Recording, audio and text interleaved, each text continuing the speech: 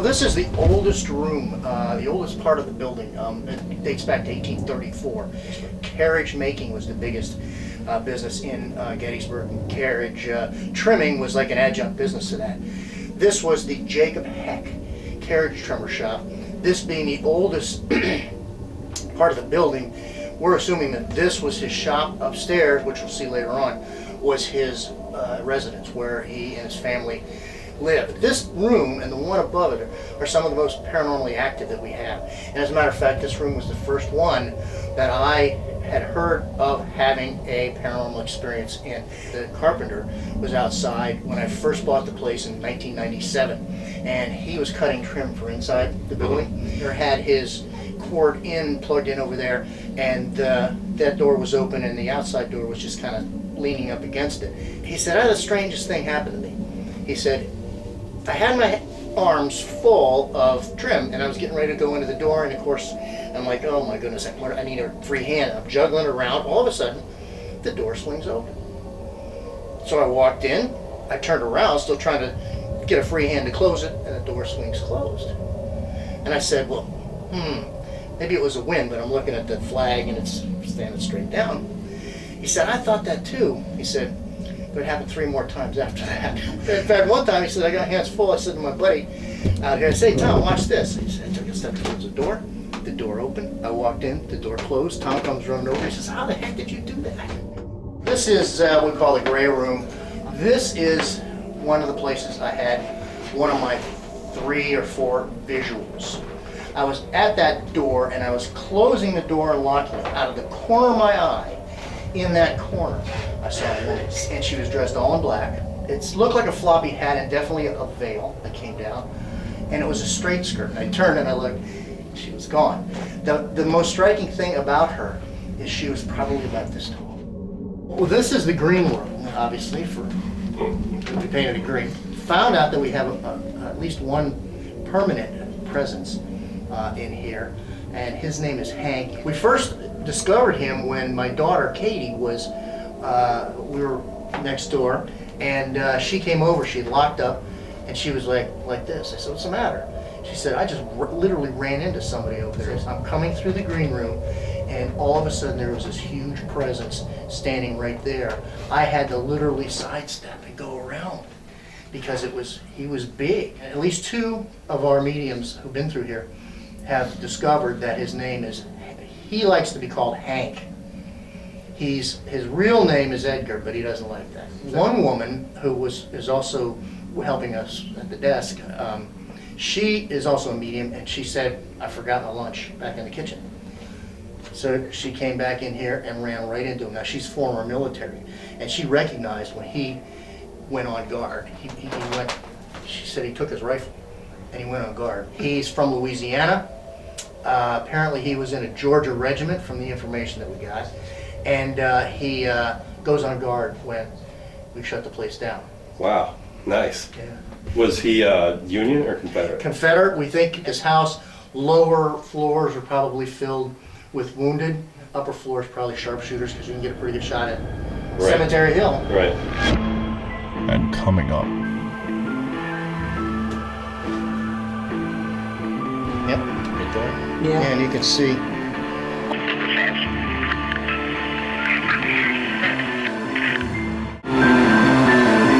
A group was in here overnight about 1.5 years ago. A guy by the name of Jeff Ritzman, who is a photography expert, actually thinks he caught one of the children. He had his camera in this room, took a picture into that room, and this is what he got. Oh, you can see the arm on the doorway. Yeah. So it actually goes between 2 mediums there, the back wall and the doorway, so you know it's not something in the wall. Right. I think one might be William Henry Kitzmiller. William Henry was the one Kitzmiller child that died while the Kitzmillers owned this house. The Kitzmillers owned this house longer than anybody, and Mary Kitzmiller, Mrs. Kitzmiller, is the presence that's here. This is the 1888 section. They owned the house from 1866 to 1914, and this part was put on in 1888. And Mrs. Kitzmiller is very feisty. For example, I was trying to get some EVP from her, and her husband had predeceased her. And I said, Mary, or Mrs. Kitzmiller, did you miss David when he died? And of course you can't hear anything, but I saw I was recording something, so I played it back and hear me ask the question, did you miss David when he died? And you hear this distinctly female voice say, no. This was originally my office. And my stepson, when he was putting together my desk, he came downstairs and he had kind of a funny look on his face. And I said, what's the matter, Tim? He goes, well, I was down on my knees fixing your desk. He said, I started to get up and it felt like there was a pressure on my shoulders. I said, what did it feel like? He said, you know how when you have a little kid on your shoulders and you're carrying him around? He said, that's what it felt like. And this is where Carol Kirkpatrick, the medium, said we were going to hear marbles being pushed around. Oh, okay. We did an investigation in it was March of 2008, and right here in this room, I had 7 people. I had 2 video cameras set up, and everybody in that room had their face on one camera or the other. Because when I get EVP, I like to go back and check the video to make sure no one's lips are moving. Because if somebody's lips are moving, I have to disregard the EVP. In this case, not only were no one's lips moving, but there was also nobody in the room that young. Soldier, a Confederate soldier with us here tonight. The baby fought and died in this house.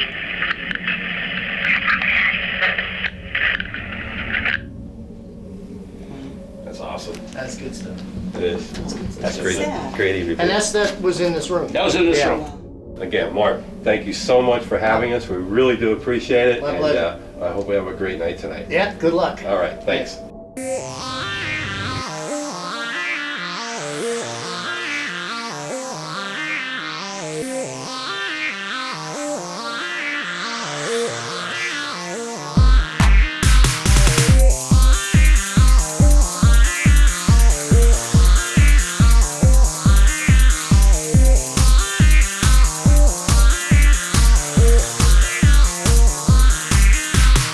We are in the green room, and earlier we heard that there are claims of hearing marbles moving around in here, even though there aren't marbles. So we are going to put some actual marbles out and see if we can get them to move.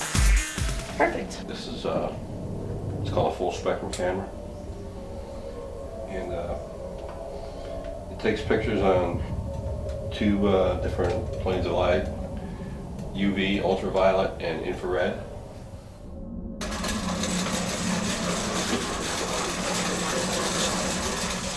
Yeah, that's in here too. Sit up there. That's them upstairs, walking around. All right, so we go.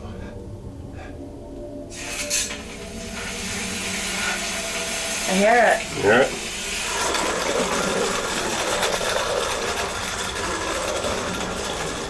Is that cool or what? So what do you think? You like that monkey? Here's what we're gonna do. We're gonna hook this little meter up to it, okay? Just like this. And if you come over, let's put it right here like this so the camera can see it. Alright, don't be afraid of it. You come over and touch it. Alright? You can light them lights up for us.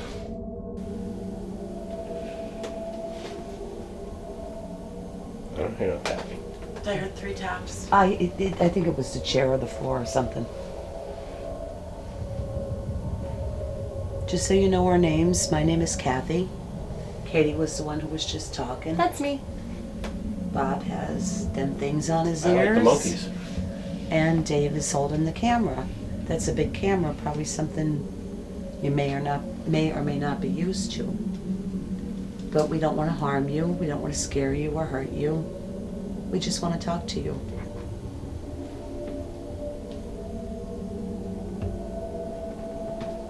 Can you go over by that monkey and touch it? If you do, you'll see them lights light up.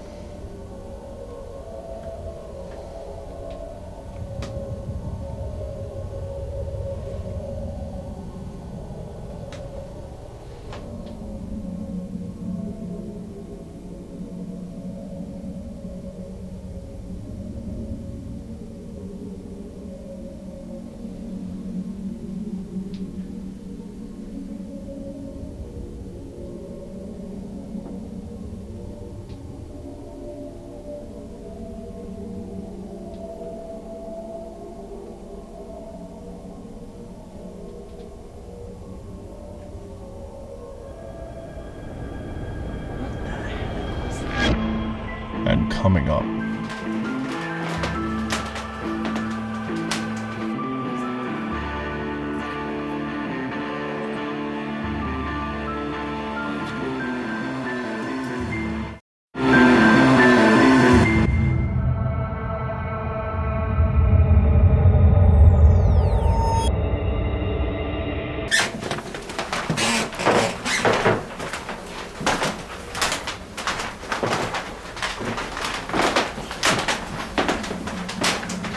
Whoever's in here, my name is Kim. I'm Bill. I'm Mike.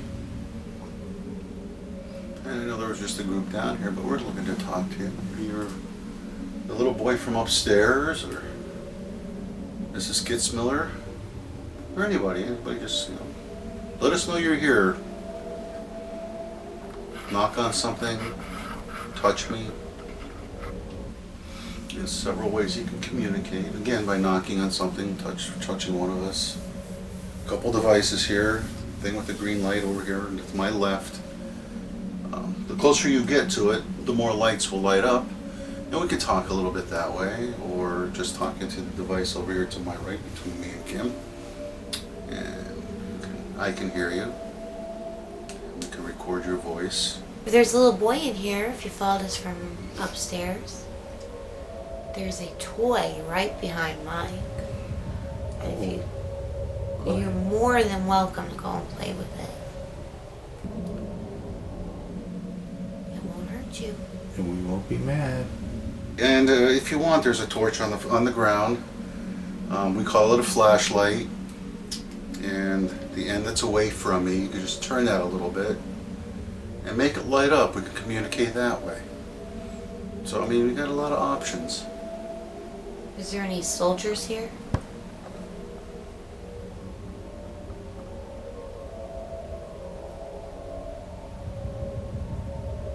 Any civilians here?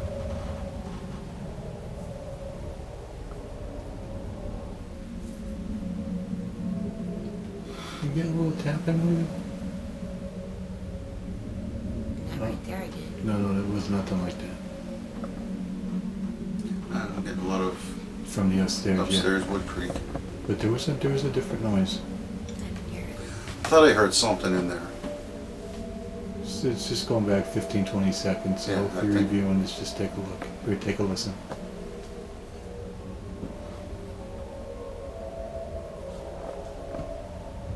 Mrs. Gitzmiller, are you in here?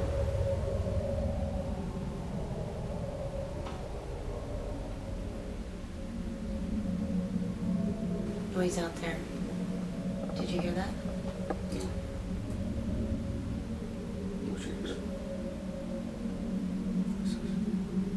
No, like something's moving.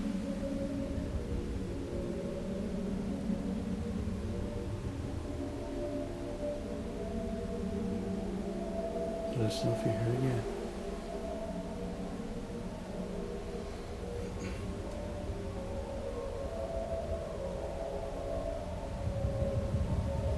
If that's you, we can hear you out there.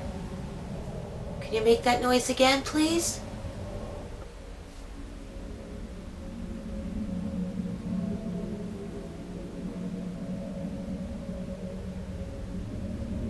Kind of footsteps-ish stuff. Yeah. There's something out there. If you're out there, come on in and talk to us. We mean you no disrespect, we mean you no harm. So, Mary, are you here with us? I don't know if the green light just flickered just then, I don't know. Could be my eyes playing What's that? tricks. I thought I saw the green light flicker. Okay, too, just flicker. Mrs. Kitzmiller, was that you? Could you make that light up again for us? It could have been because I was putting Yeah. the recorder down too. Okay.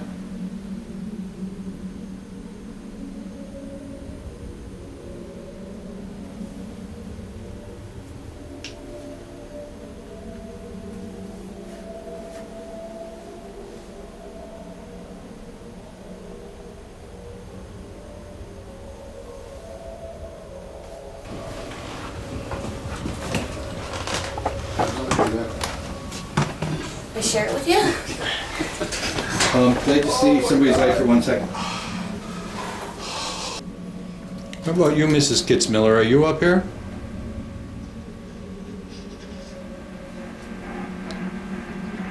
If you are, I would like to ask of you to just give us a sign.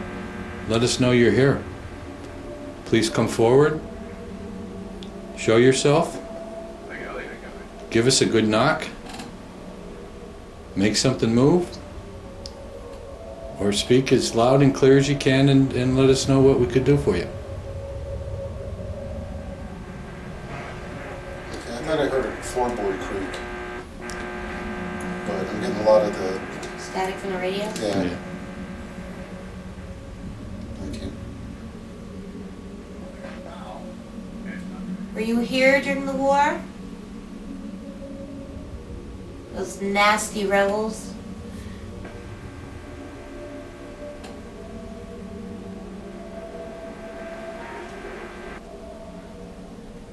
Little boy, are you looking for someone? Are you looking for your mom?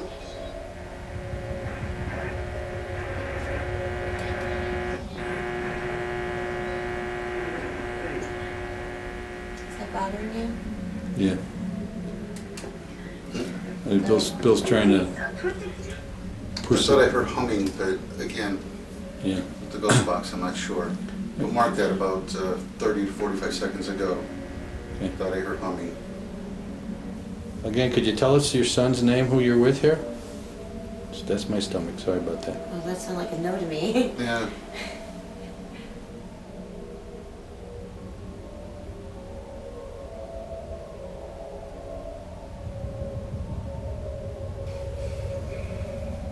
Oh, that's good.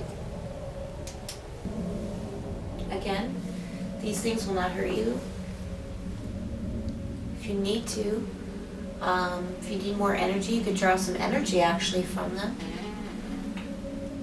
Are you here with us tonight?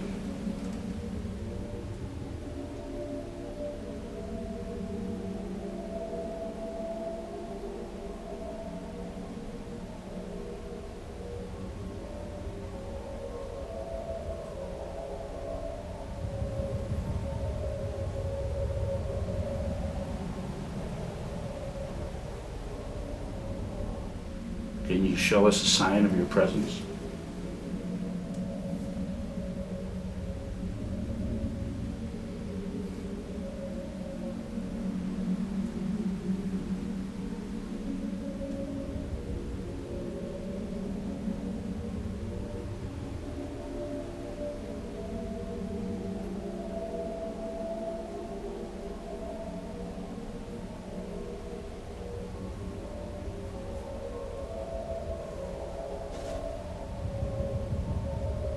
Is your name William?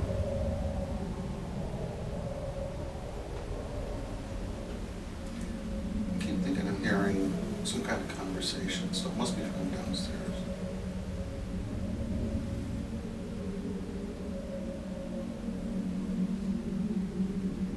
Is there a soldier in this house from the Union?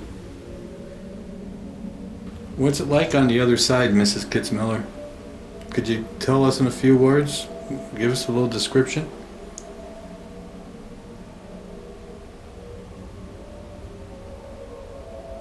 Is it dark? Is it light? Is there any concept or idea of time? Is it warm? Is it cold? Are there others with you?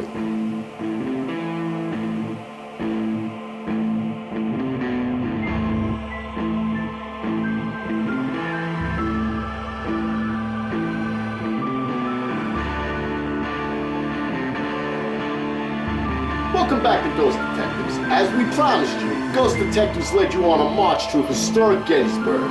Although we were unable to come up with any paranormal activity, boy did we have some personal experiences. I consider this case open, as we'll be back next week for part 2. Stay with us next week as we visit the Jenny Wade House and the Children's Orphanage. I'll guarantee it will be two places you'll never want to spend the night. I'm Detective Vincent. See you next week on Ghost Detectives.